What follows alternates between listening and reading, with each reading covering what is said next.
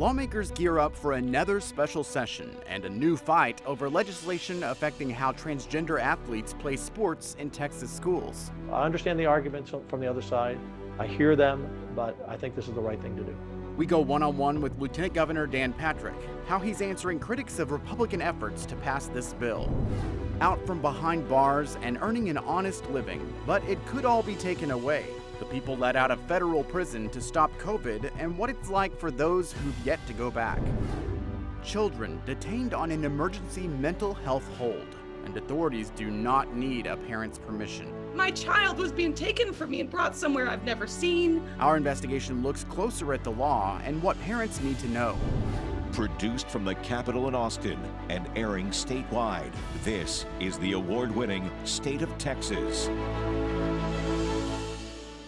Hello, and thank you for joining us. I'm Josh Hinkle. Texas lawmakers will be coming back to the Capitol for the fourth time this year. Governor Greg Abbott announced a third special session will begin on Monday, September 20th. He put 5 items on the agenda. First and foremost is redistricting.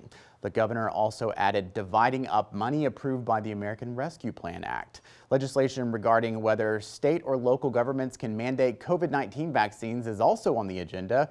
There's also a dog restraint bill from the regular session that the governor originally vetoed. He wants his concerns addressed.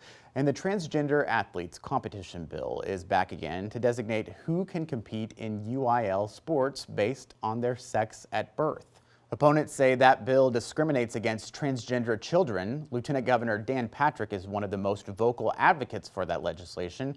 Maggie Glenn spoke one-on-one with the Lieutenant Governor about the criticism and why he keeps pushing for the bill.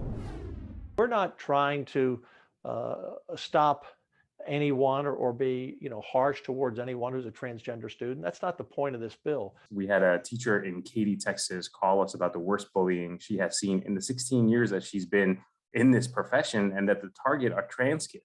If you could comment on what you think about the kids in the LGBTQ community who whose mental health might be affected when they hear lawmakers debating bills like this at the Capitol. Well, of course, I'm always concerned about how anyone reacts to something that we would do in the legislature. But how about the mental health of a young lady or a young girl? How about the dreams of that girl? So this is a case of we will totally undermine those opportunities at a certain point in time.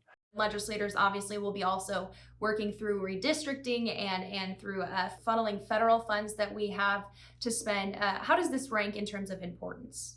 It's very important. We wouldn't have it as a priority bill. The governor wouldn't keep putting it on the call. Again, we have some very emotional, and we've heard emotional testimony from transgender students and parents, and I'm very aware of that, and I listen to what they have to say.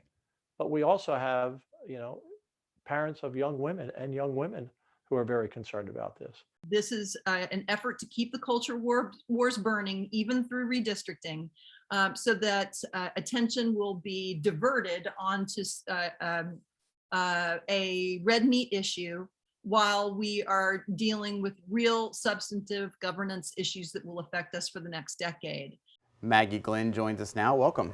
Thanks, Josh. So we heard Senator Eckhart call out the Lieutenant Governor for pushing red meat conservative issues at the expense of other more important items. How does he respond to that kind of criticism? Well, Josh, Patrick actually says that this is an issue that he and other Republicans are hearing concerns about from their constituents. And he told me that he views this as an issue that cuts across party lines. Listen. When you poll this question, 90% of Republicans understand this.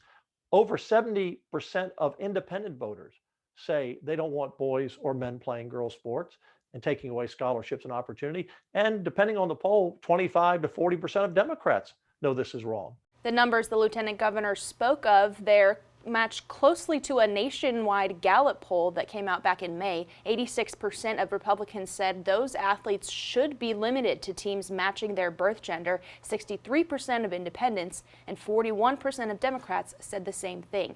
It definitely brings out strong opinions when you ask about it, but it's not necessarily top of mind. An Equality Texas representative pointed out that the UIL has almost no problems reported involving trans kids in sports here in Texas. So Maggie, Democrats really don't have the votes to defeat this, but they've stopped it 3 times so far. Is anything different this time around? So it stalled before in part because higher priority bills pushed it to the back burner, but this time there are fewer items on the special session agenda to take focus away from the bill. But that said, redistricting will take up a lot of time and attention. So I saw you spoke with Senator Sarah Eckhart, as we mentioned. She actually filed a lawsuit over redistricting last week. Why did she do that? So she told me that the Texas Constitution has a provision saying that the legislature must do its redistricting work in the next regular session. Due to the delay in the census numbers, lawmakers are doing this in a special session. So Eckhart says they need to wait until 2023 to redraw the lines and have a federal court draw up maps for the interim. We want our maps to be fair. We want every person to have equal representation under the law. We have both federal and state constitutional guarantees to that. And we're simply asking that the Texas legislature follow the US and the Texas Constitution and make sure that our redistricting process is fair. We've been telling you how the redistricting battle always seems to end up in litigation. Eckhart's lawsuit just means it will get to the courts a little sooner. And of course, this week, a different lawsuit involving Texas made headlines. The Federal Justice Department filed suit to try to block the state's fetal heartbeat law that bans almost all abortions. But Attorney General Merrick Garland also brought up concerns that this could open the door for other states to enact similar laws. If another state uses the same kind of provisions to deprive its citizens of their constitutional rights, and in particular to deprive their citizens of the ability to seek immediate review, we will bring the same kind of lawsuit. And Maggie, you spoke with the Lieutenant Governor right after this lawsuit was filed. What was his reaction? Well, Josh, he started out by telling me, of course, he's not an attorney himself and that it's up to the courts to make these decisions. But like Governor Abbott, he's confident that this law will stand up in court. We wrote a unique bill, a very novel bill, some would say. Every other heartbeat bill passed in the country has either failed in court or just not gotten to become law, never became law. It was blocked from becoming law.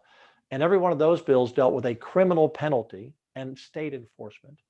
In this case, we said there's no criminal penalty to a doctor who performs abortion. There's a civil penalty. And any citizen can bring a lawsuit up to $10,000 against any doctor who performs an abortion once a heartbeat is detected. If you're a doctor, you now know you may be sued. And anecdotally, we hear, Maggie, that around the state, doctors have quit performing abortions because they're afraid they're going to be sued. So that's what makes this law different. And Josh, the Lieutenant Governor went on to tell me that he thinks abortion is wrong and believes this law is saving lives. Well, there's a lot to watch as these court battles move forward. Thank you for following it all for us, Maggie. Thanks, Josh. And the Lieutenant Governor had a lot more to say about this law and several of the other issues from the special sessions. We've posted his full interview with Maggie online. Just look for the link in the Texas Politics section of our website. Calls to suicide and crisis prevention centers are on the rise. How lawmakers are working to provide new resources to the people answering the calls. A taste of freedom to prevent COVID-19 from spreading in federal prisons. He's doing everything he can to put that behind him, so why send him back to prison? We talked with one convict who started a brand new life, even knowing he still has years left to serve on his sentence. Texas law allows police to detain children and take them to mental health facilities across the state. What parents need to know, our investigation coming up.